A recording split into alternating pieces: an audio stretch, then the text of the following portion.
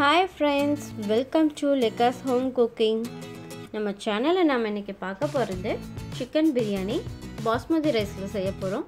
இதுக்கு முன்னாடி நான் veg biryani பண்ணிருக்கேன். அந்த லிங்க் வந்து நான் descriptionல கொடுத்திருக்கேன். பாருங்க.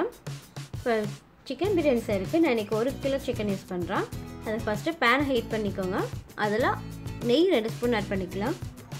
நெய் மெல்ட் ஆனதுக்கு அப்புறம் oil 5 ஸ்பூன் ஆட் பண்ணிக்கலாம்.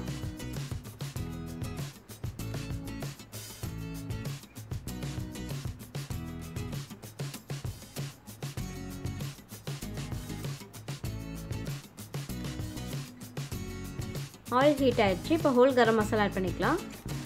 பிரிஞ்சி இலை 1, அன்னாச்சி பூ 1, பட்டை 2 துண்டு, கல்பாசி சின்ன சைஸ், மராட்டி மொக்கு 1, டிபார்ட்மெண்ட் ஸ்டோர்ல கிடைக்கும். கிராம்பு 2. ஏலக்காய் கூட ஆட் பண்ணிக்கலாம்.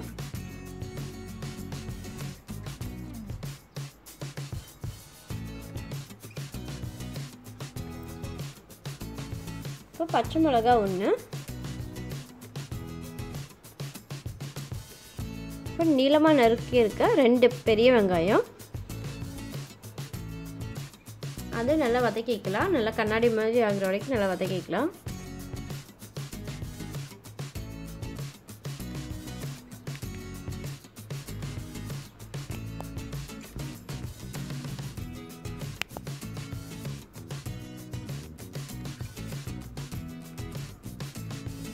இப்போ வெங்காயம் நல்லா வதங்கிடுச்சு. இப்போ நம்ம வந்து இஞ்சி பூண்டு பேஸ்ட் ஆட் பண்ணிக்கலாம். நான் வந்து வீட்லயே அரைச்சிருக்க இஞ்சி பூண்டு பேஸ்ட் 3 ஸ்பூன் ஆட் பண்றேன். இப்போ நான்வெஜ்ஜுக்கு வந்து இஞ்சி பூண்டு பேஸ்ட் கொஞ்சம் அதிகமாக ஆட் பண்ணா கொஞ்சம் நல்ல ஃப்ளேவர் கிடைக்கும்.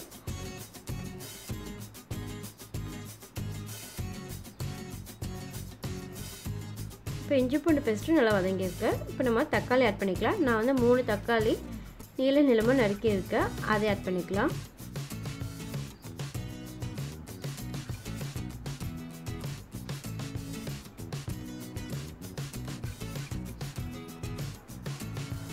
இப்போ தக்காளி நல்லா மேஷ் ஆகிற அளவுக்கு நல்லா வதங்கிடுச்சு.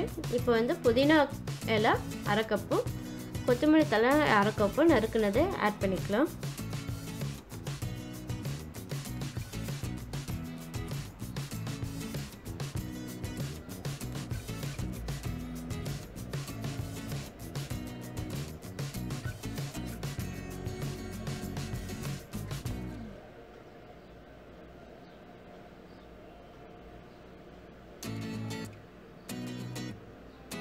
இப்போ காரத்துக்கு 2 ஸ்பூன் மிளகாய் தூள் ஆட் பண்ணியிருக்கேன்.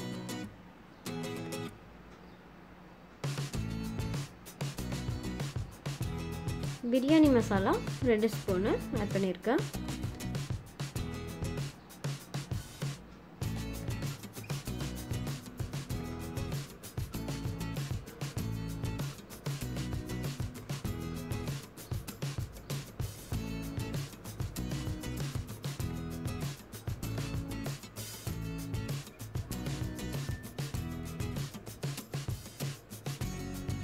இப்போ வாஷ் பண்ணி கட் பண்ணி க்ளீன் பண்ணி வச்சுருக்கேன் சிக்கன் 1 கிலோ ஆட் பண்ணிக்கிறேன்.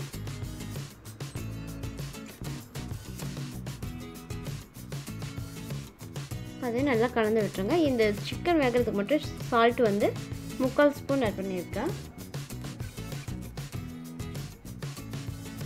இப்போ அதை கலந்து விட்டுருங்க. வந்து ஒரு 10லேருந்து 15 நிமிஷம் அந்த மசாலாலே சிக்கன் நல்லா குக் ஆகணும்.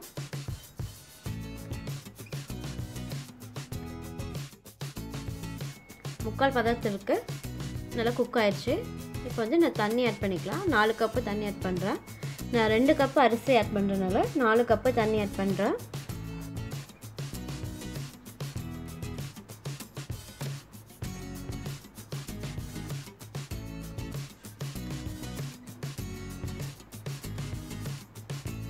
இப்போ ரைஸுக்கு 1.5 ஸ்பூனு நான் உப்பு சேர்த்திருக்கேன். நீங்கள் தேவையான அளவு கூட சேர்த்திக்கலாம். நல்லா கலந்து விட்டுருங்க. நல்லா கொதி வந்ததுக்கப்புறம் நம்ம ரைஸ் ஆட் பண்ணிக்கலாம். இப்போ நல்லா ஒரு 5 நிமிஷம் நல்லா கொதி வந்துடுச்சு. இப்போ வந்து நான் பாஸ்மதி ரைஸு 2 கப்பு வாஷ் பண்ணி 20 மினிட்ஸ் நான் ஊற வச்சுருக்கேன். அதை ஆட் பண்ணிக்கலாம்.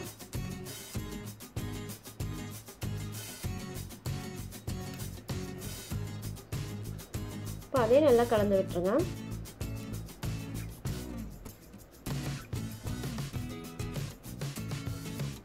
இப்போ வந்து நல்லா கவர் பண்ணி 30 நிமிஷம் பக்கம் நல்லா கவர் பண்ணி 30 நிமிஷம் லோ ஃப்ளேம்லேயே நல்லா குக் ஆகணும். பாருங்க 30 நிமிஷம் ஆயிடுச்சு. இப்போ வந்து நல்லா குக் ஆயிடுச்சு.